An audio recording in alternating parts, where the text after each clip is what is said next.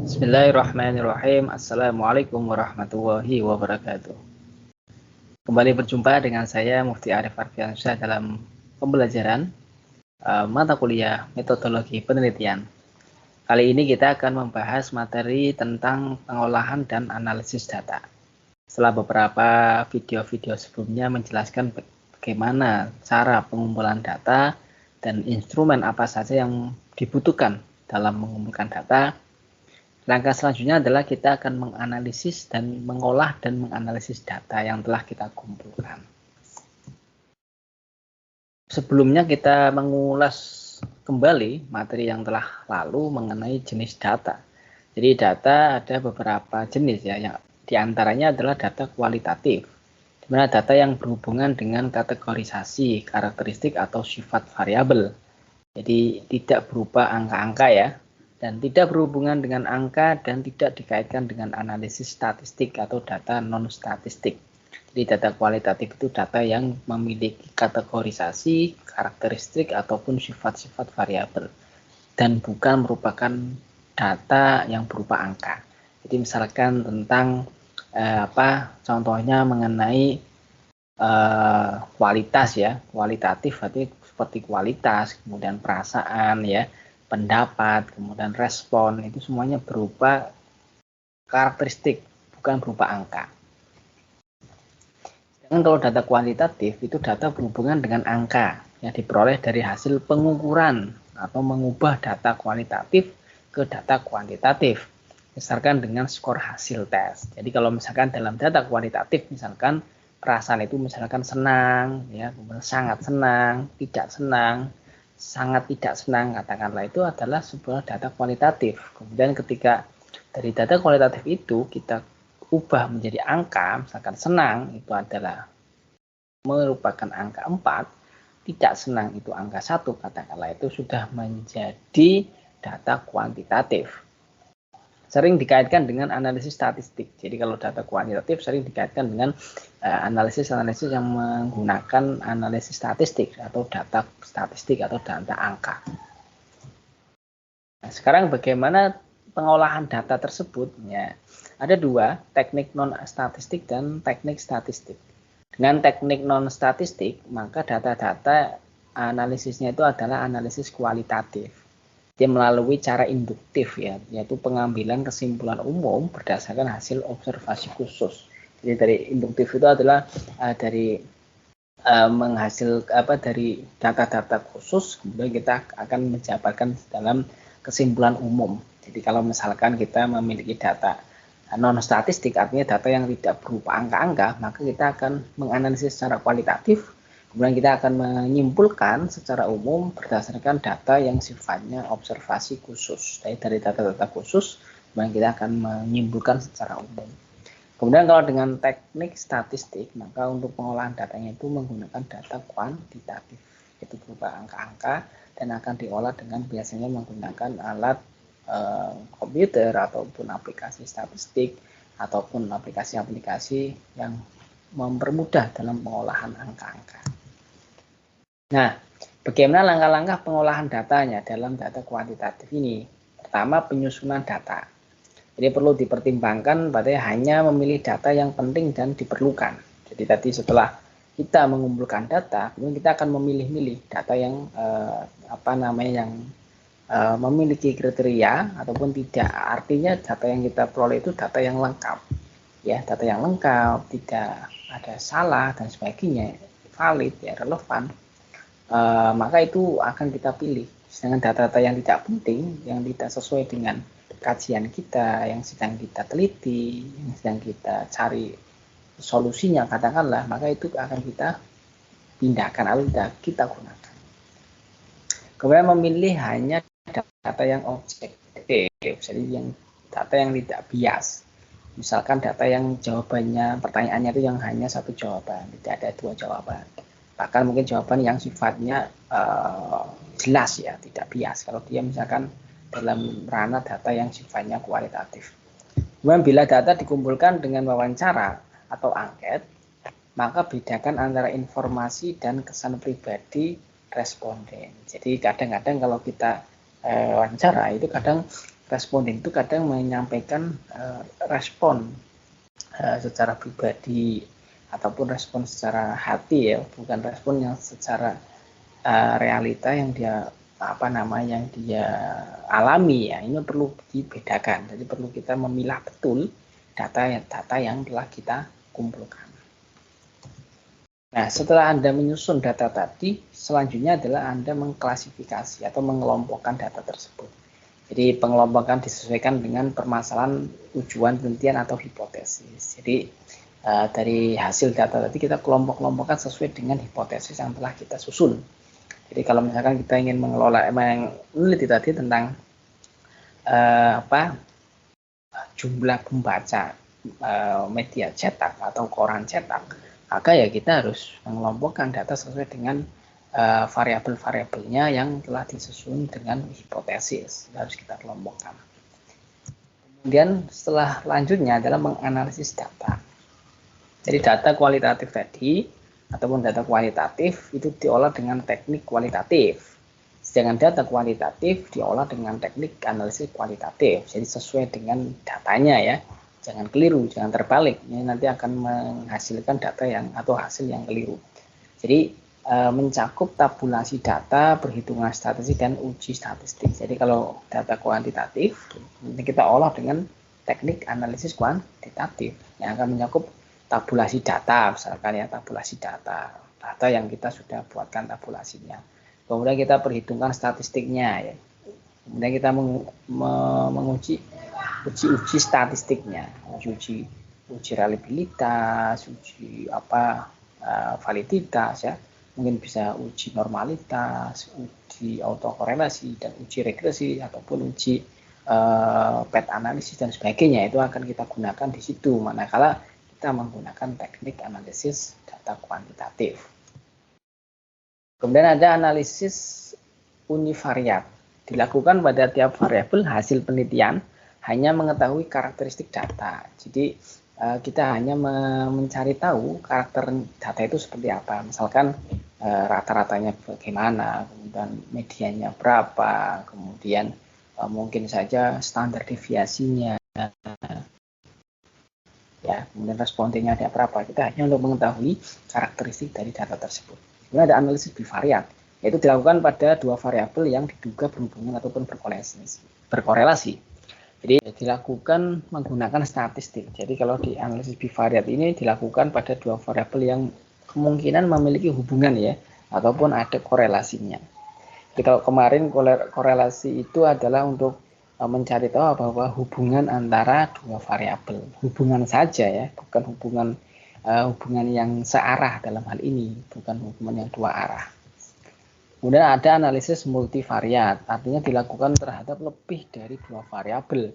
Biasanya hubungan antara satu variabel terikat dengan beberapa variabel bebas. Jadi kalau misalkan ada dua variabel bebas, ada satu variabel terikat, itu akan menjadi analisis multivariat. Jadi misalkan bagaimana pengaruh cover koran cetak dan harga koran cetak terhadap minat masyarakat membaca koran cetak. Nah itu apakah ada hubungannya?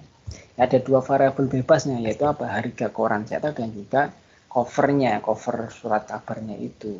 Apakah mempengaruhi minat masyarakat membaca koran? Nah itu apakah ada hubungannya atau ada keterkaitannya? Itu bisa diteliti. Dan menggunakan uji statistik bisa menggunakan regresi berganda ataupun multiple regression atau analisis varian dan lain-lain. Jadi kalau multivariat itu lebih dari dua variabel. Nah, sekarang teknik analisis. Teknik analisis kualitatif itu proses berpikir induktif. Jadi uji hipotesisnya bertolak dari data yang terkumpul kemudian disimpulkan. Jadi induktif itu adalah dia mengumpulkan data-data secara khusus, kemudian dari data-data yang khusus itu dia simpulkan menjadi kesimpulan secara umum. Itu namanya induktif. Jadi dari hal-hal yang sifatnya khusus yang kita teliti, dari hasil khusus itu kita olah, yang kita analisis, kita simpulkan. Jadi pernyataan umum yang menjadi kesimpulan umum. Dimulai dari keputusan-keputusan khusus atau data yang terkumpul kemudian diambil ke kesimpulan umum. Nah, gitu. Biasanya untuk menganalisa data yang diperoleh dari observasi, wawancara tidak terstruktur, dan diskusi kelompok terarah atau FGD. Jadi biasanya kita lakukan observasi, kita wawancara tidak terstruktur, kemudian kita melakukan FGD, diskusi, maka setelah itu kita bisa menyimpulkan secara umum misalkan kita kumpulkan misalkan kita wawancara kepada penjual koran, kemudian distributor koran, pembeli koran, pembaca koran, kita observasi, kita wawancara. Dari hal-hal khusus tadi, kita akan kumpulkan jadi satu, kemudian kita analisis, kemudian kita simpulkan menjadi sebuah kesimpulan umum. Misalkan, oh ternyata masyarakat itu minat membaca koran cetak, itu dipengaruhi oleh harga koran cetak itu sendiri, dan juga dipengaruhi oleh covernya. Jadi artinya, ketika cover dari sebuah koran cetak itu menarik, maka masyarakat akan berminat untuk membaca. Ataupun ketika harga koran cetak itu harganya murah, itu masyarakat akan minat membaca. Itu mungkin saja akan berkesimpulan seperti itu ketika hasil dari observasi wawancara itu seluruh responden ataupun sebagian besar responden itu menyatakan hal demikian.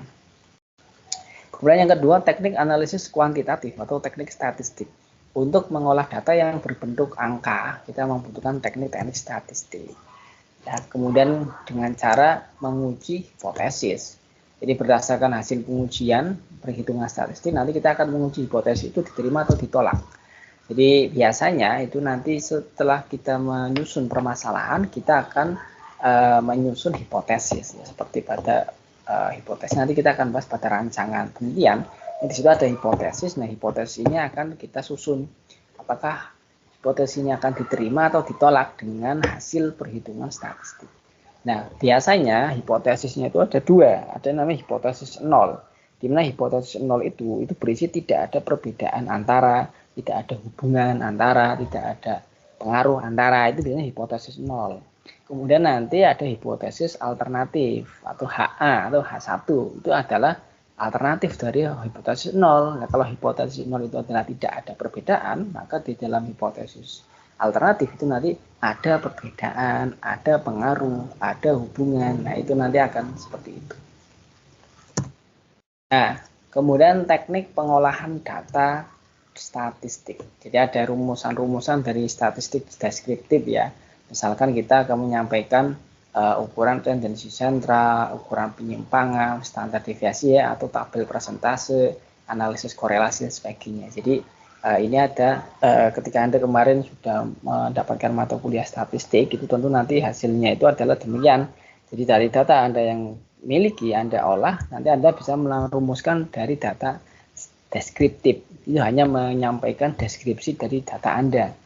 Karakteristik dari data Anda, berapa tabel persentasenya, analisis korelasinya, ya, standar deviasinya, kemudian rata-ratanya berapa, median, modus, semuanya akan disampaikan di sini. Kemudian yang kedua, rumusan-rumusan statistik inferensia atau induktif. Nah, ini misalkan analisis C-square ya, analisis varia, analisis korelasi, dan regresi, analisis faktorial. Ini untuk menganalisis faktor-faktor variabel-variabel yang sedang kita teliti. Jadi ini yang akan menjadi titik untuk menyimpulkannya di sini. Jadi kalau untuk rumusan dari statistik deskriptif itu hanya menggambarkan data kita, data statistik kita bagaimana. Dan tapi kalau dalam rumusan inferensia ini nanti akan menyimpulkan, akan menjadi hasil untuk menyimpulkan apakah ada pengaruhnya, apakah ada perbedaan, apakah ada hubungan. Ini akan ditentukan dalam rumusan statistik inferensia ini. Bisa menggunakan metode C-square, ya, ada variansi, kemudian ada mungkin kita Carl-Person, kemudian masih banyak analisis korelasi dan sebagainya. Kemudian setelah dari hasil pengolahan tadi, kemudian menghasilkan tabel-tabel dari statistik tadi. Nah, dari hasil tabel statistik tadi, kemudian kita akan menafsirkan dan akan menyimpulkan. Jadi penafsiran hasil penelitian untuk mencari pengertian terhadap hasil pengolahan data. Jadi setelah data diolah secara saintifik ya ataupun secara statistik, dari hasil data itu akan menghasilkan angka-angka. Nah, angka-angka ini akan kita tafsirkan. Kalau angkanya 0,05 itu artinya apa? Lebih dari 0,05 itu artinya apa? Ataupun menunjukkan korelasi 0,73 artinya apa? Artinya 0,73 itu artinya hubungannya sangat erat.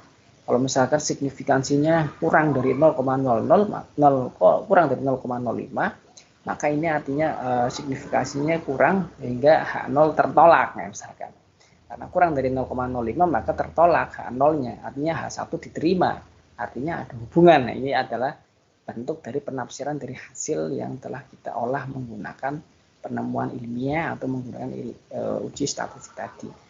Nah, dari hasil itu setelah dibandingkan, ditafsirkan, setelah itu baru disimpulkan. Nah, simpulan ini berdasarkan dari hasil penafsiran tadi membandingkan dengan uji-uji statistik. Jadi hasil proses berpikir induktif dari penemuan penelitian dan hasil pembuktian hipotesis. Jadi simpulannya akan membuktikan, simpulannya adalah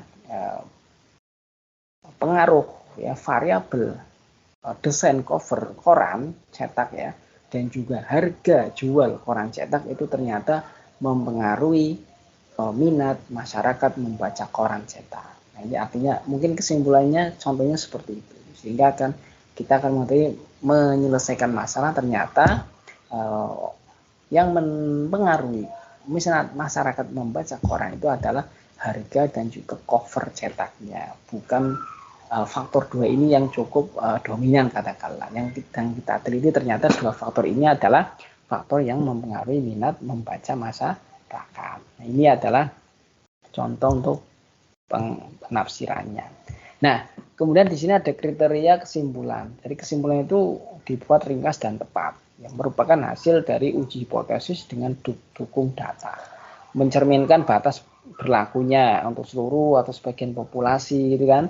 Kemudian merupakan rekapitulasi berbagai informasi atau pembuktiannya dan dapat menjelaskan masalah yang diteliti. Jadi kesimpulannya itu nanti harus ringkas, tepat, sesuai dengan apa yang telah diteliti, menjelaskan apakah itu menjelaskan seluruhnya ataupun sebagian saja. Ya, kemudian nanti merupakan hasil untuk membuktikan bahwa data-data kesimpulan hipotesis itu sudah tertuang di dalam kesimpulan ini.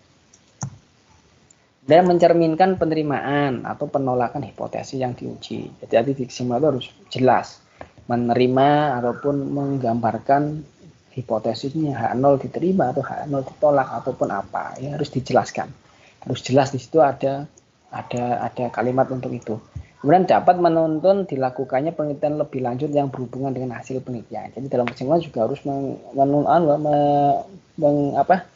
memberikan tindak lanjut, misalkan pada penelitian berikutnya itu hasil penelitian ini menyimpulkan bahwa bla bla bla bla, kemudian penelitian ini akan ditindaklanjuti dengan menghubungkan dengan faktor lain, misalkan menghubungkan dengan faktor pesaing, misalkan faktor media online, misalkan tadi kan penelitiannya kan tentang harga koran cetak, kemudian desain cover koran cetak terhadap peminat masyarakat membaca koran cetak. Ternyata juga nanti di dalam ini kesimpulan itu bisa dimasukkan, penelitian lebih lanjut dapat memasukkan faktor-faktor lain di luar faktor yang telah diteliti. Nah, jadi artinya nanti peneliti selanjutnya akan menambahkan faktor lain selain faktor 2 tadi. Nah, ini adalah yang ada di dalam kesimpulan. Nah, selanjutnya penyajiannya. Kalau tadi kita berbicara mengenai pengolahannya dan analisisnya, sekarang penyajian dalam laporannya. Di dalam penyajiannya nanti Anda bisa melakukan penyajian dalam bentuk teks ya, dalam bentuk kalimat, kalau memang Anda datanya data kualitatif. Jadi bentuk kalimat-kalimat, paragraf ini nanti akan bisa sampaikan. Kemudian dalam bentuk tabel, misalkan tabulasi tabel hasil output dari SPSS ataupun data-data yang perlu Anda munculkan dalam laporan penelitian Anda, itu bisa dalam bentuk tabel ataupun tabel umum ya, bisa berisi seluruh data ataupun menyajikan data yang asli atau rujukan ya, berisi data tentang subjek yang sama atau semua variabel. Kemudian bisa memunculkan angka absolut bukan persentase dalam data kuantitatif, berisi nilai asli belum dibulatkan misalkan, itu juga boleh ditampilkan di dalam laporan Anda. Ataupun tabel-tabel khusus yang sudah Anda dibulatkan angkanya ataupun sudah menggambarkan adanya hubungan asosiasi dengan data yang telah terpilih, ataupun dalam bentuk tabel-tabel yang sudah kita khususkan, itu bisa ditampilkan di situ. Ada tabel univariate, nanti kalau satu variabel saja, bivariate jika ada dua variabel ya. Nanti ada yang dalam bentuk grafis, misalkan gambar ya, grafik, diagram, itu juga bisa Anda tampilkan. Kemudian ketentuan untuk membuat grafik nanti ada ya, misalkan grafik itu memuat judul ya, judulnya jelas, tepat, kemudian terletaknya di atas grafik ya, kemudian menggambarkan apa, misalkan tahun berapa diperoleh, itu ditampilkan di situ. Kemudian bisa garis horizontal, vertikal sebagai koordinat harus di atas agar garis kurva tampak jelas. Jadi harus jelas ya, misalkan dia bentuknya kurva, misalkan maka harus garis horizontal sama vertikalnya itu harus jelas. Skala, harus ada catatan tentang satuan yang dipakai ya. Skalanya apa kalau misalkan itu berupa grafik ya ataupun gambar. Bila data yang diambil dari sumber lain, tuliskan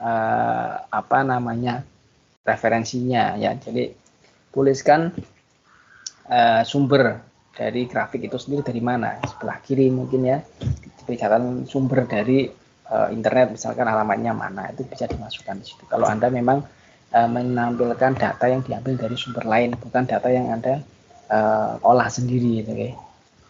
Nah, di sini ada jenis-jenis grafik ya, ini juga bisa ada grafik diagram, garis, kurva, kemudian ada diagram bar, balok ya.